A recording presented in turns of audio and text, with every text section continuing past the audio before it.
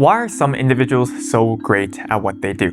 From sports to musical performances to science, medicine, and business. Some individuals seem to operate on a level us mere mortals can't even grasp. Over the past decade, I've had the privilege of training with world champions and being coached by Olympians. Through those experiences and many conversations, I've learned something important. What separates the good from the exceptional isn't circumstance or talent. It's the mindset they bring to everything they do. In this video, I'll break down the key traits shared by all top performers and apply them to my own training. Then we'll see if these principles have actually made a difference when it counts in competition. I've lost count how many times I've heard, "You're so talented." And honestly, I never know how to respond because I'm not. I'm not even that good. If I were truly talented, I wouldn't have had to bust my ass just to keep up. And even now, I've barely scratched the surface of what I want to achieve. But that struggle taught me a valuable lesson, that I can get better if I just kept showing up. And there's actually research that backs this up. In 1998, a Columbia University psychologist named Claudia Mueller ran a study with a group of 5th graders. Each student was given a tough set of puzzles, and no matter how well each one of them did, they were all told that they did great, better than most. Afterwards, half the students were told that they did good because they were smart, while the other half were told that they did well because they worked hard. Later, they were presented with 3 new puzzles, ranging from easy to brutally hard. Now, before I tell you what happened, think about this. If you were in that room, what type of praise would have made you feel better? Although the type of praise you prefer seems minor, it actually reveals a lot about your mindset. What they found in the study was that the students who were praised for being smart predominantly stuck to easy puzzles. They gave up much faster and reported enjoying the overall experience less. While the kids who were praised for being hardworking spent significantly more time on the hardest challenges, and in general had more fun trying to solve the puzzles. This dramatic shift in motivation came from how much control each group believed they had over the outcome. Psychologists call this the locus of control. Those who believe that their outcomes are directly affected by the actions they take, in other words, have an internal locus of control, stay motivated for much longer, especially when things get hard. The smart kids learned their success came from something fixed, beyond their control. In other words, an external locus of control. When faced with difficulty, they had nowhere to go. But the hard-working kids learned that effort was the key, and it was something that they could always choose to give more of. Just having that belief has gotten me plenty of medals. But that is just the prerequisite to becoming great. Once you truly internalize that mindset, you're going to be quickly facing an even more challenging question. What kind of effort actually leads to real progress? Anyways, the sections for me, Daniel was dying. Daniel now he had a headache. Meanwhile, me here, I'm we do our 2-minute sections and my legs aren't hurting. I'm kind of breathing hard, not really. I'm recovering half a lap.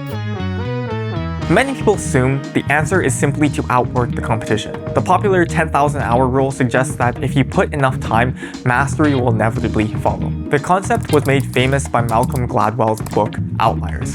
While there's comfort in that idea, it's largely incomplete. I would go as far to say that most people who try to follow this rule blindly largely end up wasting their time because they continually repeat the same type of practice even when they don't see any meaningful result. I've seen it over and over again in my sport. Athletes who've been training longer than I have, yet barely show any improvement.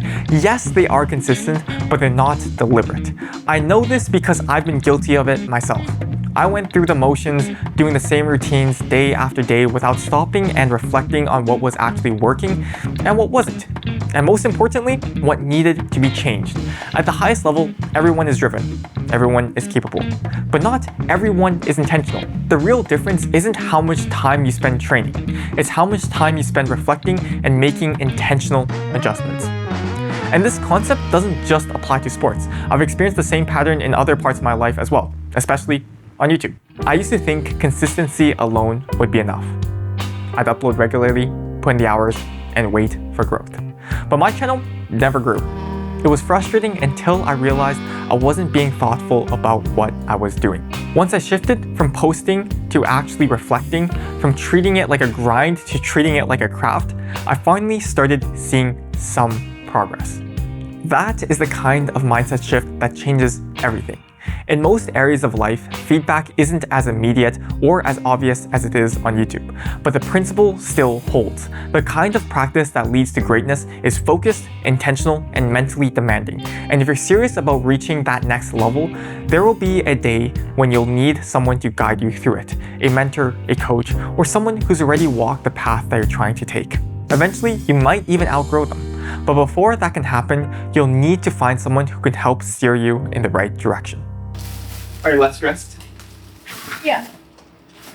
I think Nick handled it and everything too.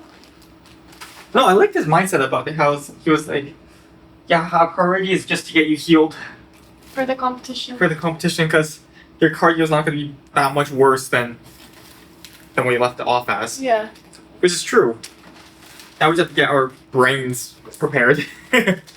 The hard truth is that a great mentor rarely comes for free. If you're serious about growth, you'll either have to offer them something valuable in return or be willing to invest financially. And that's where most people hesitate, because unlike buying a new piece of equipment, the return on investment with a mentor can feel uncertain and difficult to measure.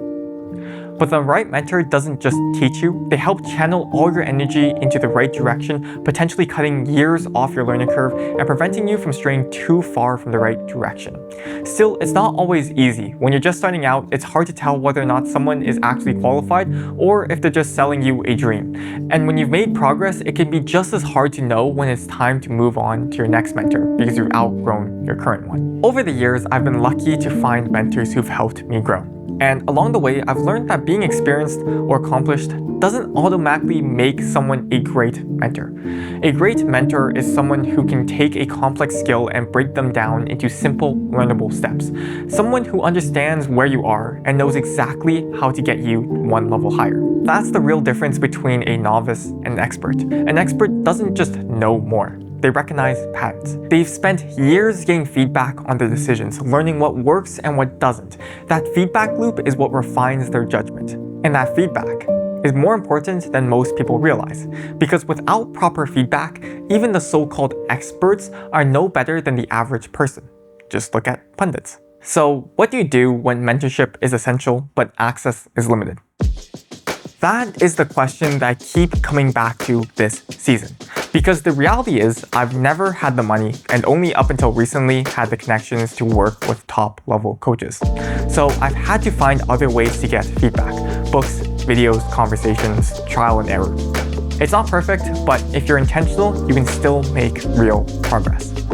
And I've found the same thing applies outside of my sport as well, like my journey on YouTube. At some point, if you want to keep growing, you need to find people who are learning alongside you, and others who might be a few steps ahead of you. Because even if you can't afford consistent mentorship, you can still leverage it strategically by truly internalizing the lessons when you do get feedback and applying them relentlessly between those moments. Because when you reach the top of your field, growth gets harder, not easier. And at the top level, having the right people around you becomes more than helpful. It becomes necessary. Why are we getting more stressed on the practice? I messed up Twizzle. That's okay. No, I'm not. It's gonna be really hard. It's okay. We got this, Eddie. We'll just work together. As I'm getting to my starting position, there's only one thing that crosses my mind. Well, I guess there's no turning back now. The music starts, and we begin our program. At this point, I'm doing everything I can to control my breathing. My sole focus is to feel and react to her. But I can't. The nerves was making us both a little stiff heading into our first element. The funny thing is, it literally did not matter how well we did at this competition.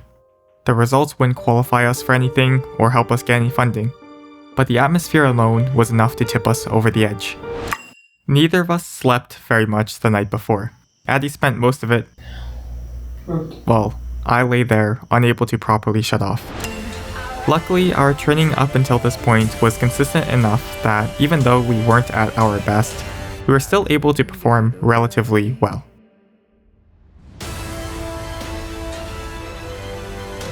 Until... honestly, when that happened, only a single thought went through my mind. Get to the boards. See, figure skating has very specific rules. This element is known as a choreo step, and at least one person has to make it back to the boards. Otherwise, your element just doesn't count. I got there, but it turns out I should have just waited for her, because we already lost points for even attempting the element. Being further away than the allowed distance would have just resulted in another deduction. As skaters, we have a tendency to be incredibly hard on ourselves, sometimes to the point where we lose sight of the forest for the trees. Did we do well at this competition? No. Did we skate well? Not really. But does any of that really matter? No. Because we accomplished what we set out to do for this competition, which was only to compete.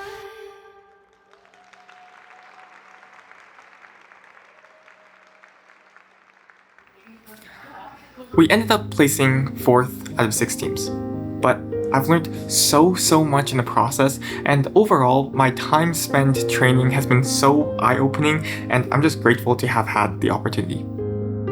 Now, it's time to return home and continue growing. Most people never reach their full potential, not because they lack talent or drive, but because they lack a system to channel their energy. So if you take away one thing from this video, let it be this. You don't need to be gifted. You don't need to wait for permission. You just need a system, a process you believe in, and a plan you control. Because you don't need to be talented. You just need a dream and some deliberate practice.